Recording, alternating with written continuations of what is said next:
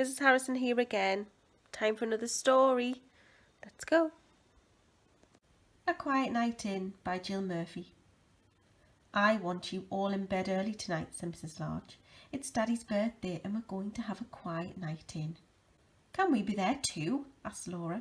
No, said Mrs. Large. It wouldn't be quiet with all you lot charging around like a herd of elephants. But we are a herd of elephants, said Lester. Smarty pants, said Mrs. Large. Come on now, coats on. It's time for school.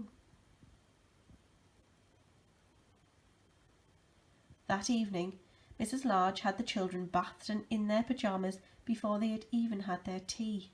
They were all very cross. It's only 4:30, said Lester. It's not even dark yet.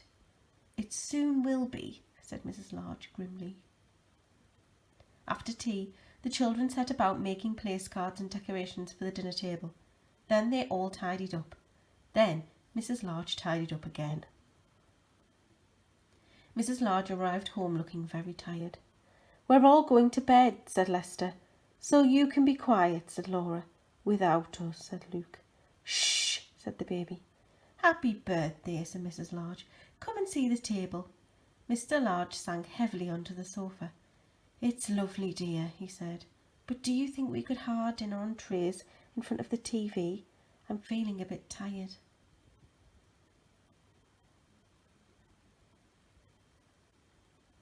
Of course, said Mrs. Large. It's your birthday. You can have whatever you want. We'll help, said Luke. The children ran into the kitchen and brought 2 trays. I'll set them, said Mrs. Large. We don't want everything ending up on the floor. Can we have a story before we go to bed? Asked Luke. Please, said Lester. Go on, Dad, said Laura. Just one. Story, said the baby. Oh, all right, said Mr. Large. Just one then. Lester chose a book and they all cuddled up on the sofa. Mr. Large opened the book and began to read.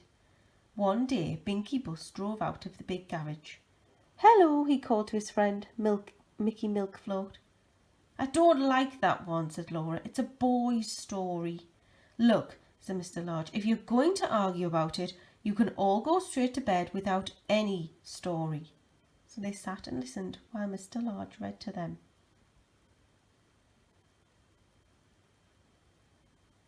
After a while he stopped. Go on, Daddy, said Luke. What happened after he bumped into Danny Dustcart? Did they have a fight? Asked Lester. Look, said Laura. Daddy's asleep. Shh, said the baby.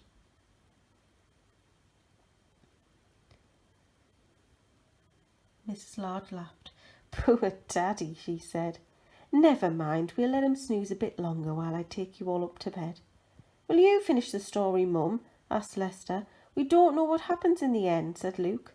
Please, said Laura. Story, said the baby.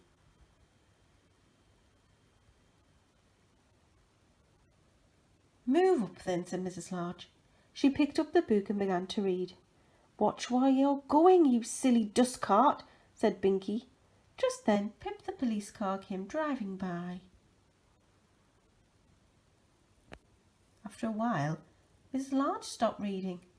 What's that strange noise? Asked Lester. It's Mummy snoring, said Luke. Daddy's snoring too. They must be very tired, said Laura kindly. Shh, said the baby. The children crept from the sofa and fetched a blanket. They covered Mr. and Mrs. Large and tucked them in.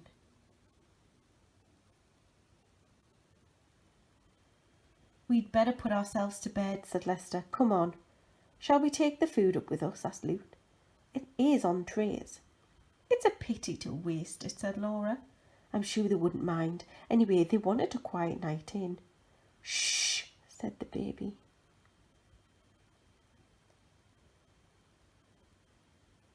The end. Wasn't that lovely? I bet all of your parents feel like that after a day with you. I hope you're looking after each other. I'll see you again sometime. Bye.